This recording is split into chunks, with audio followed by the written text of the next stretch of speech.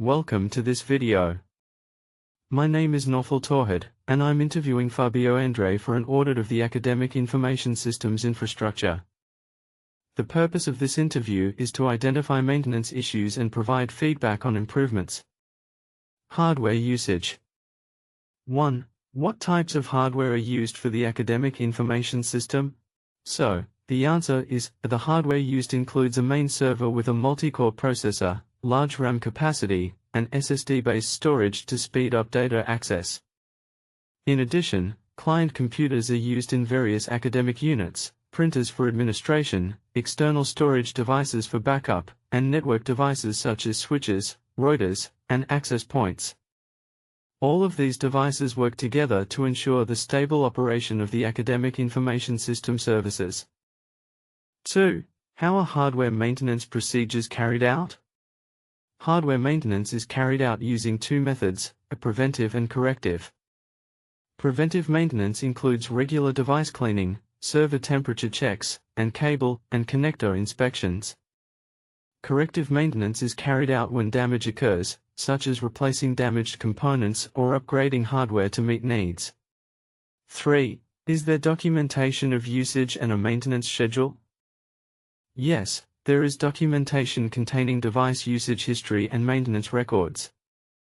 Maintenance is scheduled at least every 3 months for physical inspections and every 6 months for device performance testing. Operating system. 1. What operating system is used on the server and user computers? The server uses Windows Server 2019 as the primary platform, while client computers generally use Windows 10 Pro. This selection is based on the compatibility of the academic software used. 2. Operating system updates performed regularly? Yes, OS updates are performed periodically, usually monthly following official vendor updates. This update includes security patches, stability improvements, and new features. 3. How are OS security settings implemented? OS security is enforced by activating the built-in firewall, restricting administrator access rights, using antivirus software, and enabling encryption for sensitive data. File system. 1. How is the file storage structure organized? The file structure is organized hierarchically based on data categories, such as student, lecturer, administration, and archive data. Each category has a separate folder on the server. 2. Are regular backups provided? Yes, backups are performed regularly every week to external storage and to cloud storage for emergency backup. 3. Are file access rights set based on user level?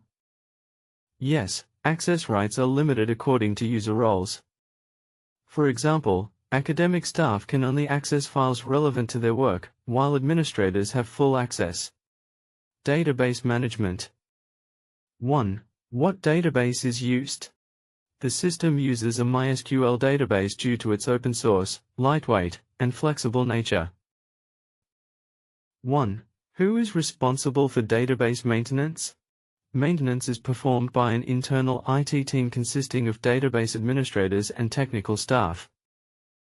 3. Are database optimizations and backups performed regularly? Yes, optimizations are performed monthly to maintain query performance, while database backups are performed daily to prevent data loss.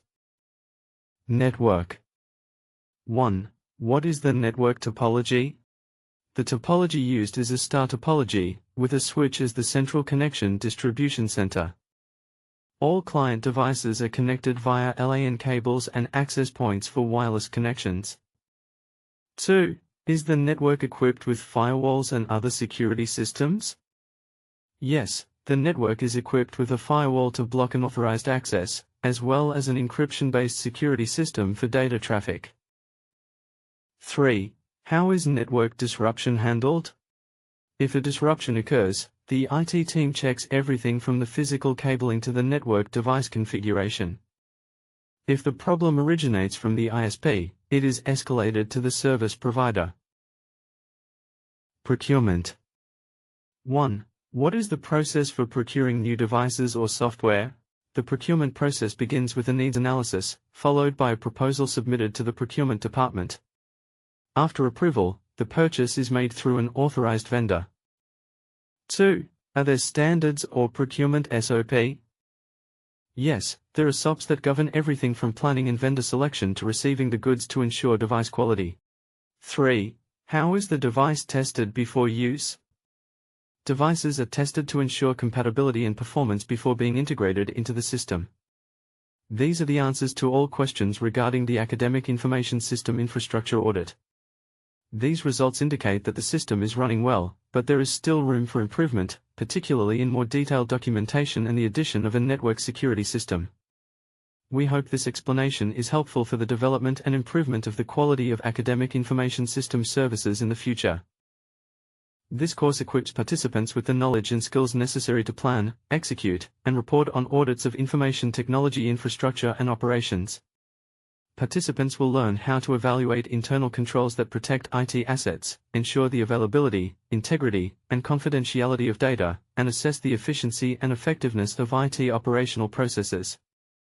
Target participants: IT auditors, internal auditors, IT managers and operations teams, students or professionals in information systems, accounting, and management. Learning objectives.